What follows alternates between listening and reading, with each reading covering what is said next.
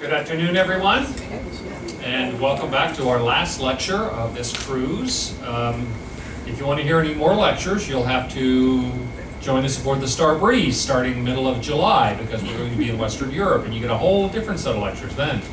Or at the end of the lecture today, I will give you again the website where probably in a week or so, 2 weeks maybe, we will have the lectures up and available for you to see, and the PowerPoints and that sort of thing, so you can pick up on those. But today we want to finish out with our talk about the Klondike Gold Rush. This was not the only gold rush, but it was one of the most significant ones. It actually didn't even happen in Alaska. The gold rush, the Klondike Gold Rush, happened across the border in Canada, but the primary staging area for it was U.S. territory of Alaska. And it had probably the biggest impact, and we'll talk about that a little bit as we go along. But again, this is the list, not all of them, but the second half of the list of lectures, in case you realize that you missed some of them and want to try to see them on video. Again, that's free of charge. I'm not selling you anything when I give you that website. You can go on and access any of the information on there, and I don't know, we'll have up to 600 hours of lectures, video lectures, I think, by the time we're done with this, that free for anybody to access that wants to. So please do so as you wish. The Klondike Gold Rush has become very much part of the kind of culture. There's an underlying cultural recognition of the significance of the Klondike Gold Rush. The Jack London books, I don't know if you remember, most men, when they're young, read The Call of the Wild, White Fang. Jack London did a series of stories called To Build a Fire, a little bit gruesome in terms of what he had to do in order to get the fire built, but another book called Burning Daylight. These are all about the Klondike Gold Rush days. And so these very popular youth books that Jack London wrote, and Jack London actually was in the Klondike. He was part of that. He ended up getting scurvy while he was there. And so it was very real. It was called Canadian blackleg disease at that point. Oh, those Canadians. The Canadian blackleg disease, because it just happened to be in Canada. But anyway, you also have, in the upper left-hand corner here, Charlie Chaplin. This is from his 1925 movie, The Gold Rush, which is a classic. It's the highest grossing silent comedy ever, The Gold Rush, and it's very funny. The scenes where the shack is about to go off the cliff, I still crack up when I think about those. So if you haven't seen The Gold Rush, you need to go back right now and try to see The Gold Rush.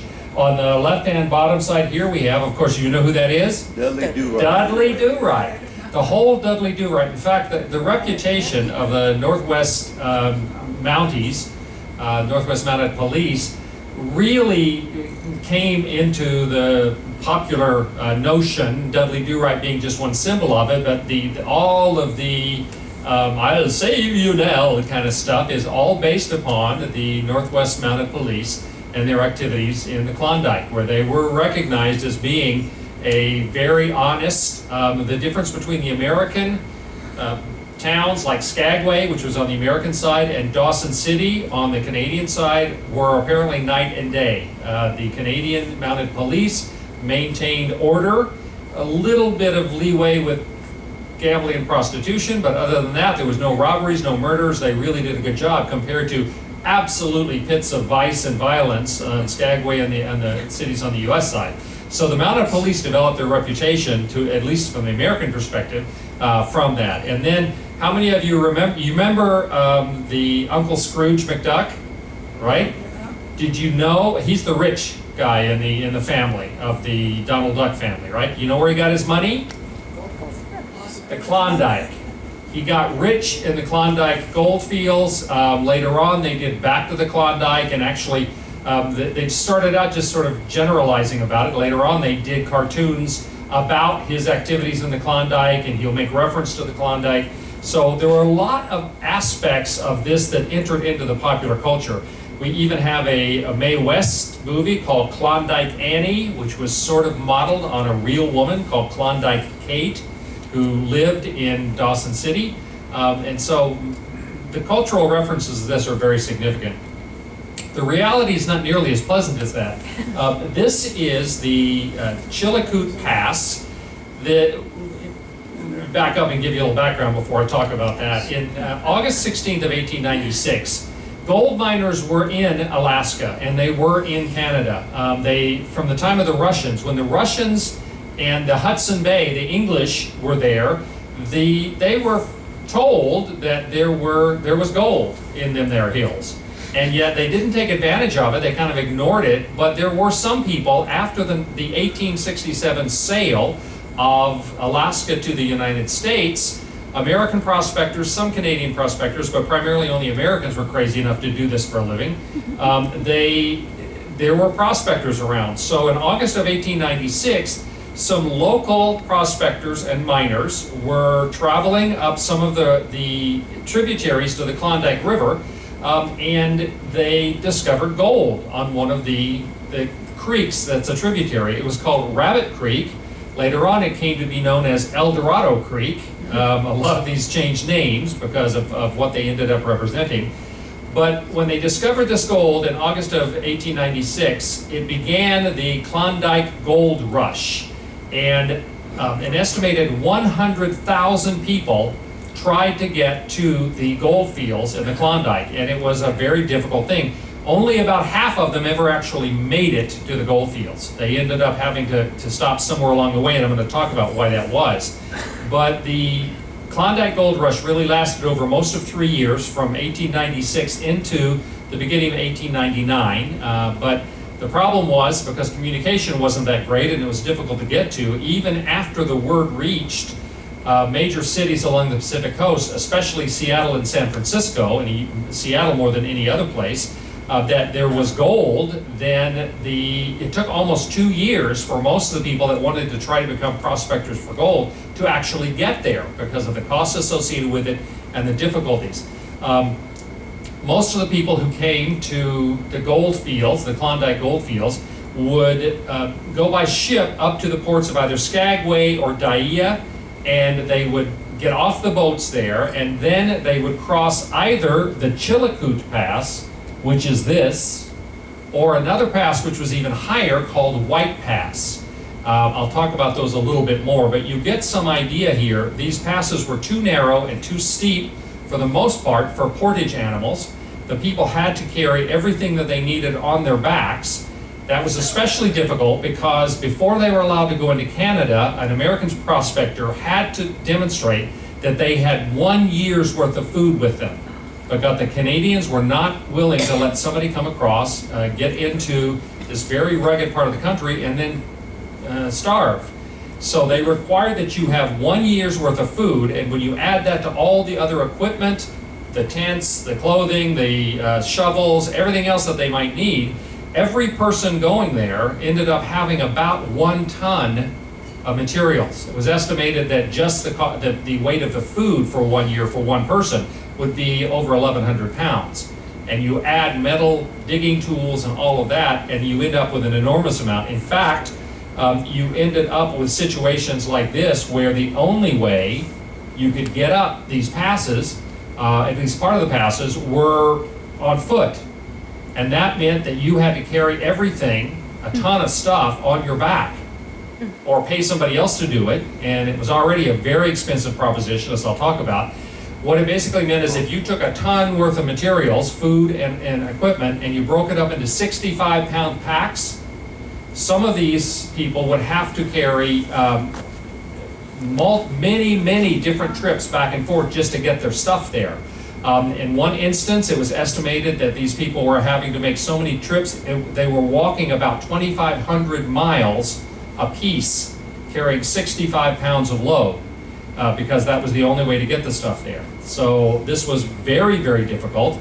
In addition to that, there were the expenses not only of transportation, which skyrocketed once there was such a demand, the purchasing of licenses from the Canadians, the costs to establish a claim and then renew those claims, the effort that was required to just get the gold out, which we'll discuss a little bit. Yet still, 100,000 people for all of that were trying to get there. The cities like Dawson City, in 1896, when this all started, there were 500 people in Dawson City. Within 2 years, there were 30,000 people in Dawson City. And the town was made out of wood, it was isolated, it was unsanitary, they had very little source for pure drinking water, they did not have a sewage system, they frequently had fires that would burn large sections of the town, they suffered from epidemics and incredibly high prices. Even when this started, a home lot downtown in Dawson City would cost the equivalent of $400,000, just a lot. By the time they were, really rolling into late 1898, people would pay $1 million, the equivalent of $1 million, for a lot to put a house on. And this is in the middle of nowhere.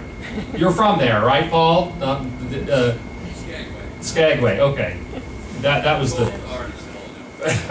Right. So this is what the people were confronting, and yet more people were wanting to do this than the ships could carry to get there. This is what the maps looks like. Again, both Russians and the Hudson Bay people, the English, had been told that there was gold, but they never really did anything about it. This is the line between Alaska on this side and Canada on this side. And so you've got down here, you've got the city of Juneau, you've got Skagway and Dyea. Most of the people coming from south, and again, Seattle was the primary port, but San Francisco and elsewhere, would come up to Skagway and Dyea and then have to cross the Chilkoot or White Pass in order to get to the Yukon River system, and then follow the Yukon River system up to the Klondike River area, which is where the gold had been found. Prior to this, because there had been prospectors there before, and they had found some gold further north and on the Alaska side, they had established cities like Circle City and 40 Mile City. But once they found much larger gold deposits in the Klondike area, Circle City, for instance, was completely abandoned. They all went to, up the river to the Klondike area. And so everybody was trying to get there. And the purchase price for travel just increased unbelievably. What would have been like they call the rich man's route, which was a water route from Seattle or San Francisco up to the mouth of the Yukon River and then down the Yukon to the Klondike area.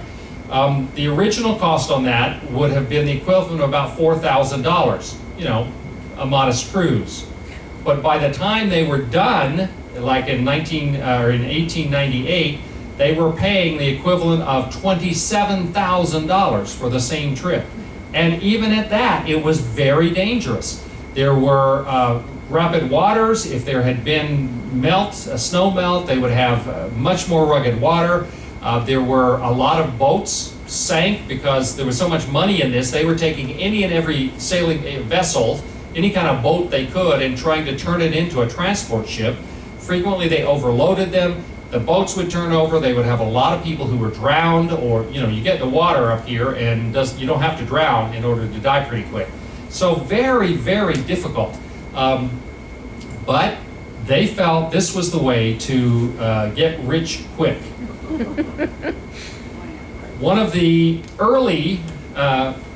people who helped find the early gold on Rabbit Creek was this man whose name is Skookum Jim. He and his wife were Tagish Indians. His wife was married to an American prospector named George Carmack. The three of them were sort of doing general prospecting along Rabbit Creek in August of 1896. Did you just say his wife was married to somebody else? No. I'm sorry. Well, his sister was married to somebody else. Thank you. Sorry. So it's George Carmack, his wife, who's a Tagish Indian, and his wife's brother, who is Skookum Jim. Thank you. It does get complicated. I mean, relationships in other cultures are very different.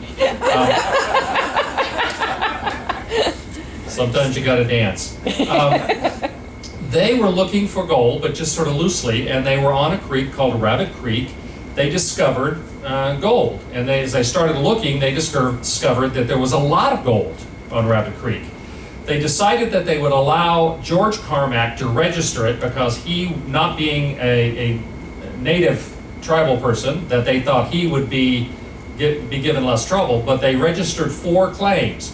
George Carmack was allowed to register 2 claims because they gave him credit for finding the gold, and you got a bonus one for that, and then you could only have 1 claim.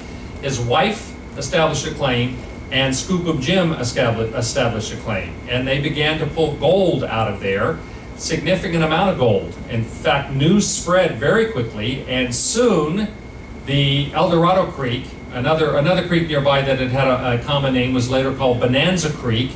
They started having miners coming in and establishing claims.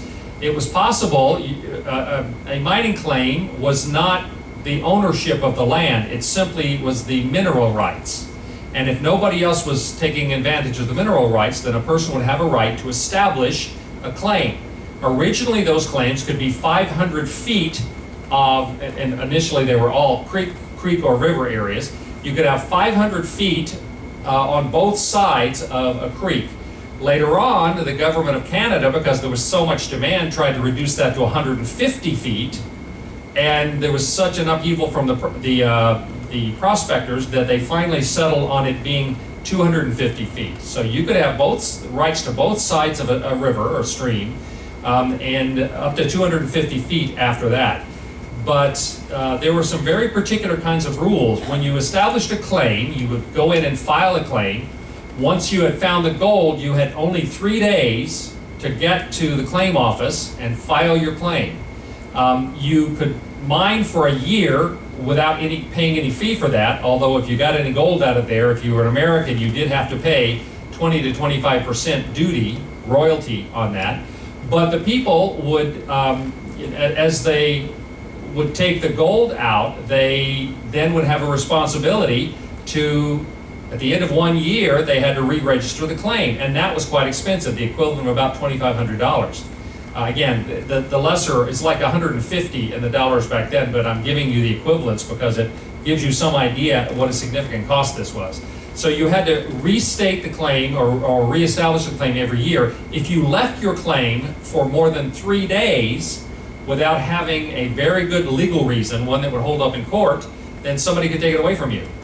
And so you couldn't say, well, I'm going on vacation for 2 weeks, I'll be back. You know, you had to be there or somebody else could take your claim.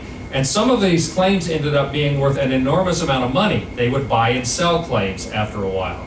So once news of all of this filtered down into the US, the cities, particularly Seattle and San Francisco, but Portland and other cities along the way,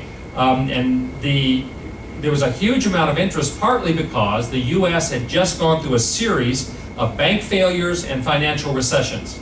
And at that time, the value of the US dollar was pinned to gold. You know, we were on the gold standard, which meant that the availability of a large quantity of gold was probably the very best thing you could do to reestablish, solidify the value of American currency. And so that's another reason why, in order to better stabilize the financial markets, this gold discovery was a huge deal.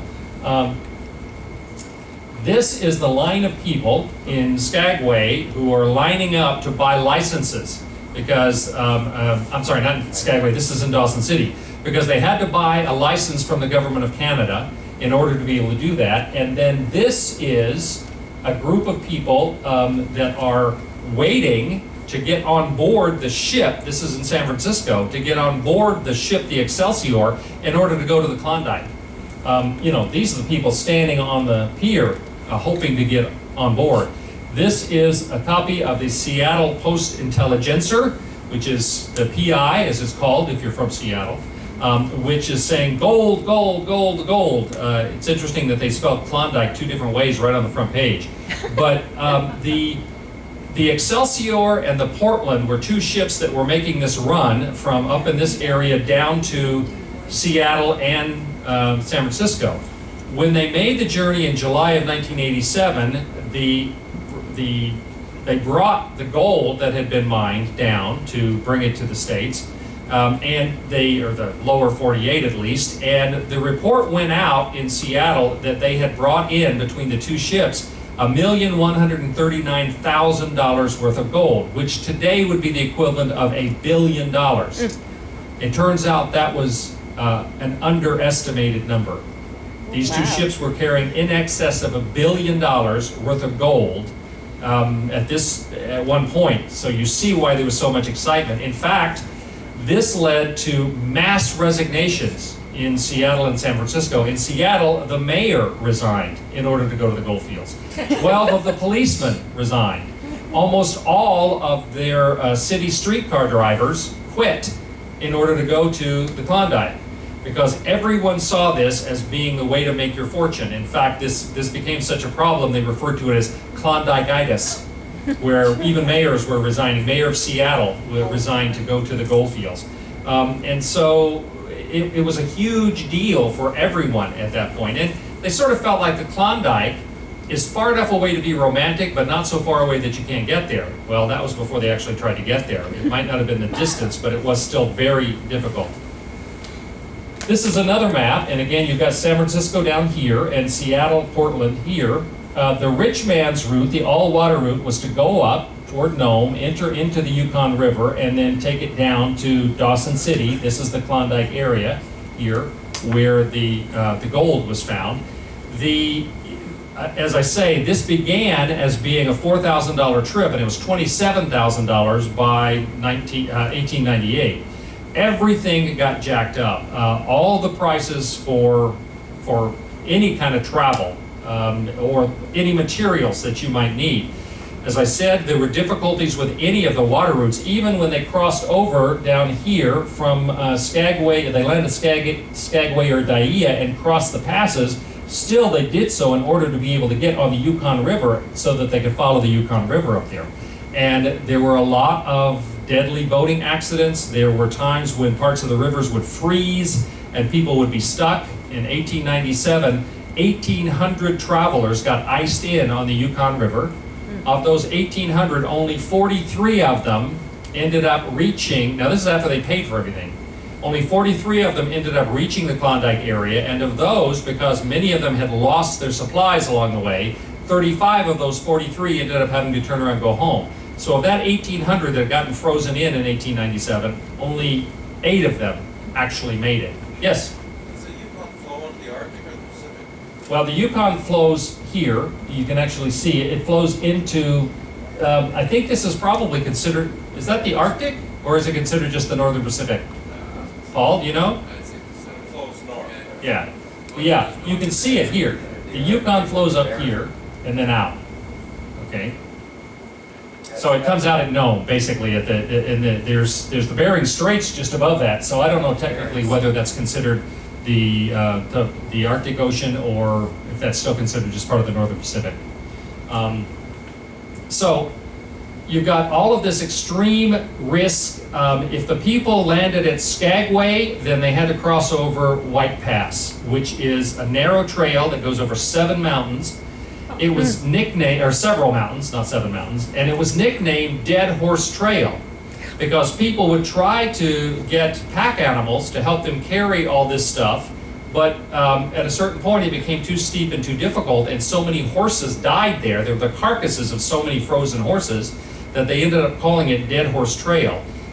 There are, at one point in 1897, they had to close it because there were too many people, and there was particularly wet weather that it would get wet and then freeze, really ugly. And even so, people were carrying 1 ton of gear and food in 65-pound packages up there. So that again, they ended up walking 2,500 miles to just get their gear up there.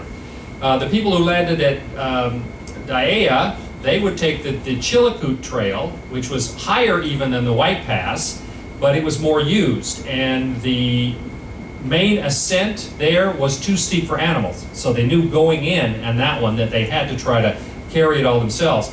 And particularly in the White Pass, they suffered from avalanches. In April of 1898, 60 people were killed in one avalanche trying to cross over the White Pass. So this is all just really horrendous. Eventually, some entrepreneurs came in here and started to make it a little easier. One of them carved ice steps going up the Chilkoot Pass, and then he would charge people to just use his steps. Later on, somebody put in a horse-drawn rope tramway. Basically, they put a sled on a rope with, and they had a horse at the bottom that would go around in circles and pull the rope up, and so you could pay to have your gear pulled up the hill. Later on, they added a number of different tramways, and finally a steam tramway, and toward the end of the 3-year, pretty much toward the end of the gold rush time, somebody put in an aerial tram that could actually carry 9 tons of gear an hour. So, but by that time, most of the enthusiasm for it was pretty much all gone. As I say, 100,000 people tried to get there. They estimate that about 30,000 to 40,000 actually reached Dawson City, which was the center of most of the activity. Of those, only half of them actually became prospectors. Most of them got involved in other things. The ones that ended up getting richest long term were the ones who provided the services that the prospectors wanted. They were smart about that. But it's estimated that no more than 4,000 of these 100,000 people who tried to get there, and of the 30 or 40,000 that did, only 4,000 of them actually struck gold. Only a few hundred got rich, despite the fact that they ended up claiming recording almost 10,000 claims. Initially, they had assumed, the miners had assumed that all of the gold would be along the river.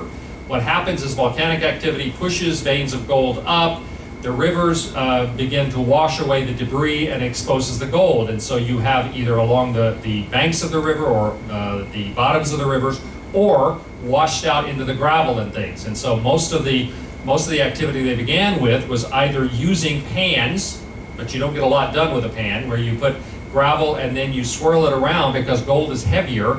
The other things swirl out and you have the gold sink to the bottom of the pan.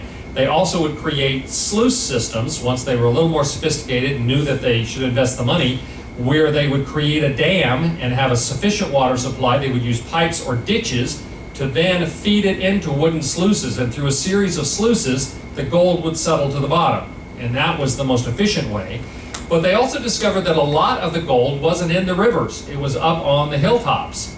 And this is called bench gold when they find it up on the hills. And so after a while, the number of people there desiring to find gold would start digging exploratory holes in order to find these veins of gold that are up in the hillsides and not down in the rivers. They would have to end up using rockers with water in them in order to be able to process the gold up there, because they didn't have flowing water at the top of the hill and no way to get it there. And so they would just simply dump some water in and rock it in order to be able to examine the materials. Gold at that point was worth $16 in that currency, which is $430 in our currency per ounce, per troy ounce, at the Dawson City banks. But in that area, unless you were, selling it to a bank and putting the money in the bank or doing something else, for the most part, they just used gold as their currency. You would go into a trader and you purchase goods using gold dust, or you go into a bar and you buy a drink using gold dust. In fact, it's said that you could make a very good living sweeping the floors of a local saloon in Dawson City by the amount of dust that you would gather up. It simply got lost as they were weighing out the gold in order to be able to determine how much you owed. This is an example of them digging in a hillside. Now, one of the great difficulties that they had with this is that the subarctic area of the Klondike has permafrost. You go down a short distance and it is permanently frozen. And so what they had to do is take wood and burn the wood in order to thaw the ground, and then dig it out before it could refreeze, and then as far as they could, and then burn more wood in order to thaw the ground, and then dig that out. It was a very slow process, and frequently after they got the dirt out, it would refreeze and they couldn't actually look through it for gold until summertime came around. And so they'd have these big piles of soil, but they couldn't really tell whether they were getting anything or not. So this dig, or build a fire, dig, build a fire, dig, build a fire was the way they ended up. You can imagine how much effort it would take to do this kind of bench gold mining.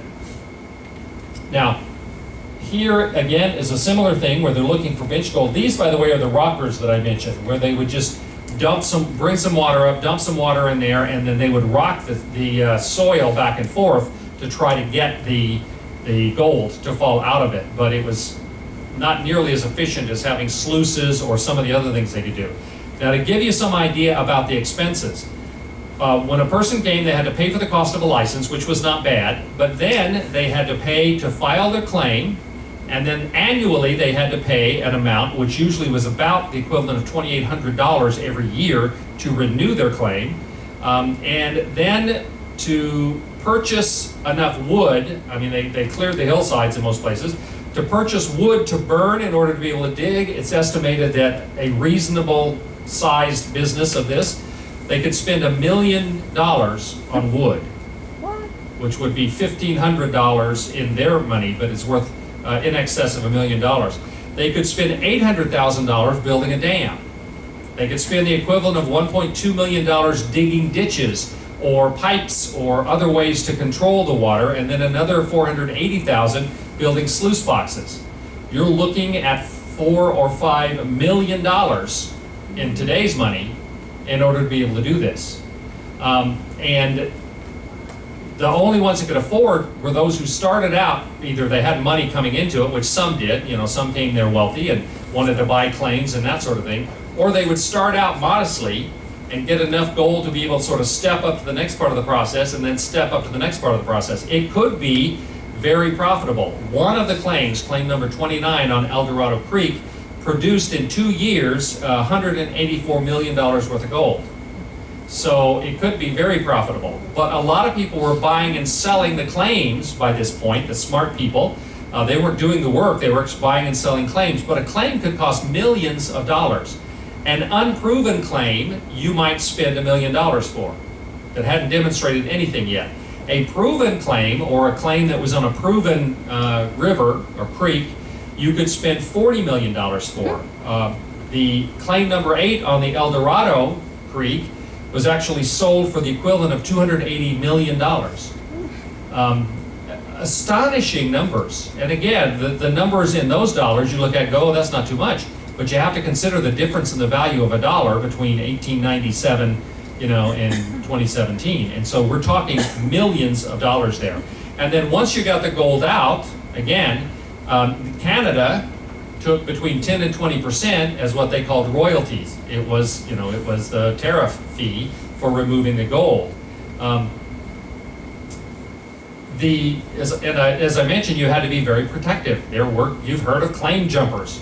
People would try to kill you and take your claim away from you. If you left for more than 3 days, you could come back and find out somebody else is sleeping in your tent and digging your gold. And so this was a real problem back in those times.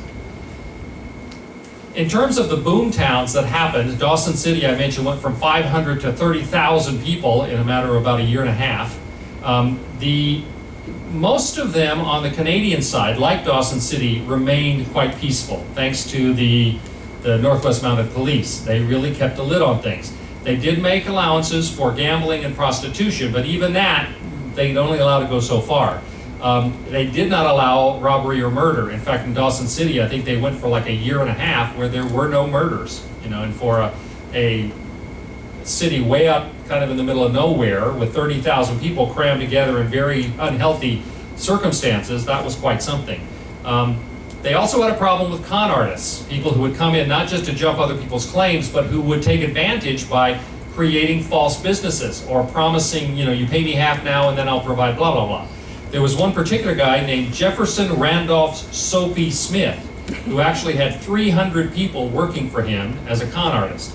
And they created all kinds of false businesses. One of the most popular ones is he set up a telegraph office. Well, there were no telegraph wires. People would go in and pay him to send a telegraph to anywhere they wanted. And they would,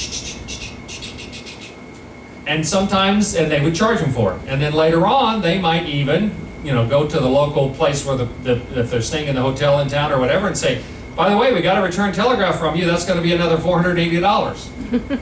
And there was no return telegram. And so there were all these cons that were going on at that time that people had to be very concerned about as well. As I mentioned, in Dawson City in 1896, a house lot anywhere in the middle of town could cost $400,000. Later on, they were charging $1 million for those kind of lots. Now, this isn't a place where everything is made out of wood. They were constant fire dangers. In fact, they had a number of serious fires. Interestingly, one dance hall girl was, 2 of the major fires they had were attributed to that one girl. I imagine she was popular. And in one case, they had like $810 million in today's money in damages to the city from a fire. They had very little clean water. They had 2 springs they had to protect. There was danger from various diseases: scurvy, dysentery, malaria, typhoid. And in the winter times, there was a danger of not being able to have enough food. In fact, the Royal Canadian Mounted Police had to evacuate people several times because there was no way to get food into them. It was easier to get them out than to try to get shipments of food into them. So very, very difficult time. In 1887, because food was scarce, salt was being sold for literally its weight in gold. The nails, in order to build any structures or any of the sluices or anything else, nails were costing the equivalent of $760 a pound. Eggs, during the wintertime, when they finally got eggs in, they were being sold for the equivalent of $81 a piece, and an apple cost the equivalent of $27 a piece. Unbelievable prices that people were paying in order to be in this very unhealthy, difficult places. Now, in addition to that, though, those who were successful, who the wealthy prospectors became internationally known for their conspicuous consumption.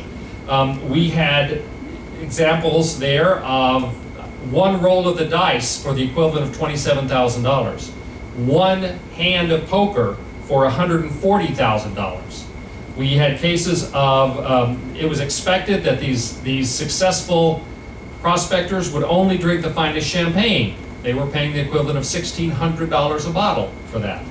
We had a case of one wealthy guy who spent $270,000 in one evening for entertainment, food, drink, etc. They built a dance hall in Dawson City, and they wanted to be the fanciest imaginable. They talked about the Paris, of the West, and they spent $80 million, or the equivalent of $80 million, building a dance hall. They even had electricity to light the lights in this dance hall. So unbelievable. The guys who were successful, nothing but silk and diamonds, nothing but the most expensive. There was a case of a guy that a visiting actress and singer had come there to perform. And when she left town, she got on board the boat, and one of the rich guys had just fallen, head over heels for her. And he's throwing pieces of gold and gold jewelry onto the deck of the ship she's on as she's leaving, as a sign of his avarice desire for her. But for all of those wealthy guys, there were so many more who ended up broken by all of this. It was very difficult to get news and mail. An annual newspaper subscription in Dawson City cost $680 a year. And in fact, what some of the dance hall owners would do is they'd get a subscription, and then they would have someone stand up in the dance hall and read the newspaper, and everyone would have to pay quite a bit of money just to be able to hear it read, because they couldn't afford the subscription, but they wanted to know what was going on. Mail took several months to get there. It frequently got lost along the way. There were women there. It's estimated that about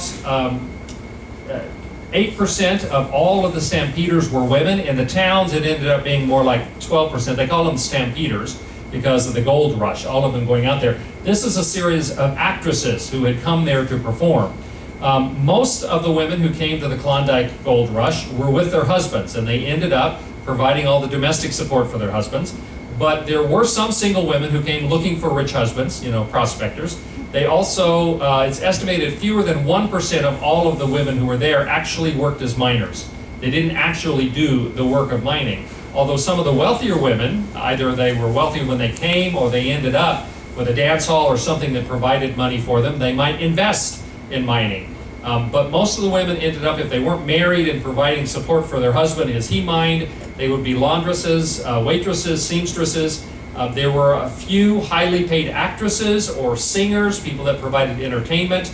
There were some lower level dance hall girls and hostesses, and women involved in the sex industry. There were prostitutes. Although given the environment they were living in, there was an extraordinarily high level of suicide amongst those women who were involved in the less honorable trades there.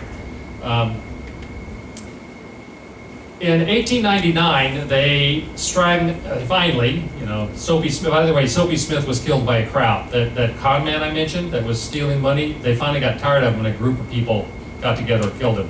But in 1899, they did set up a telegraph from Skagway to Dawson City, which allowed almost immediate communication. And then from Skagway being one of the major ports for that was feeding that area, then they created that year a railway connection between Skagway and the Yukon River, which made the passes and the danger of going over the Chillicoot or the White Pass obsolete. They didn't have to do that anymore.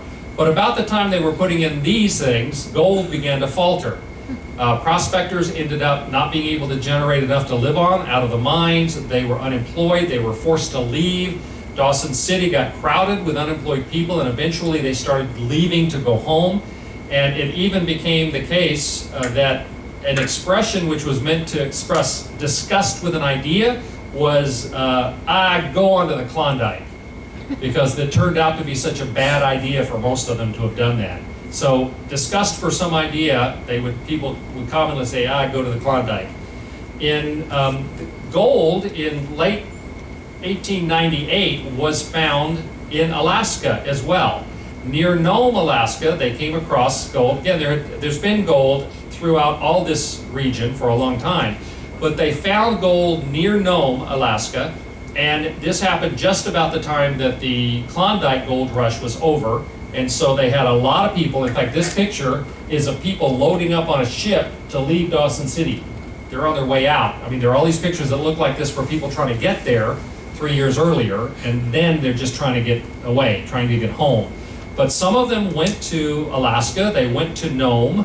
They ended up, Anvil Creek was an area near Nome that they discovered gold, and so they began to do that. And they, interestingly, because Nome was a port, it was not nearly as difficult to get to, and they discovered that the sand and gravel on the beaches near Nome had gold in it. And so a lot of people set up their camps right on the beach, and they were literally processing sand in order to get the gold out of it. And later on, Fairbanks, Nome, and other cities really built themselves on terms of gold, but it was never quite the drama or quite the extraordinary extremes that we got from the Klondike Gold Rush.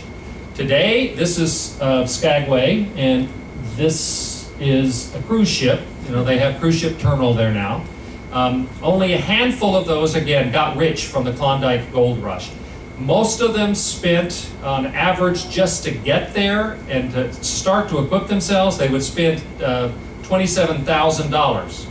That was the cost of water and transportation, etc. If you add up the number of people that tried to get there times 27,000, they spent a lot more money than the value of all the gold that came out of the Klondike. So that's why I say it's probably, if I'd been there, I would have tried to focus not on getting gold, but on providing services to people who were trying to get gold. Even those who did succeed, many of them, because they had caught the gold fever, many of them, rather than retire on that, they kept buying claims, they kept trying to invest in it, and most of the people, even that had made a living or had made a decent income from it, later on lost their fortunes. Most of them died poor. There are exceptions to that. And in addition, the native tribes from up there, the Tlingit tribes, the Tagish people, and the Han were all affected by this. Well, for the most part, the first two of those had earned money and had gained in terms of a living standard by being packers or guides, and they ended up not suffering long-term problems with it. But the Han native peoples, they actually got moved in order to build Dawson City. Their community got moved. They were downstream from Dawson City. Their water supply was polluted. They ended up suffering a great deal, suffered a lot from disease because of that. They really were devastated. And after that, they suffered from famine on a couple of occasions, and again, the Northwest Mounted Police had to help them. So that one native peoples group, the Han, were desperately damaged by all of this.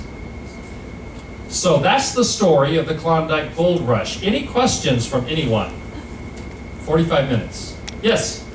Just like to mention that the National Park Service has a wonderful museum in Seattle. Mm-hmm. Talks about Klondike. Right. There are two museums dedicated, national museums dedicated to the Klondike. And one of them is in, I think, Skagway.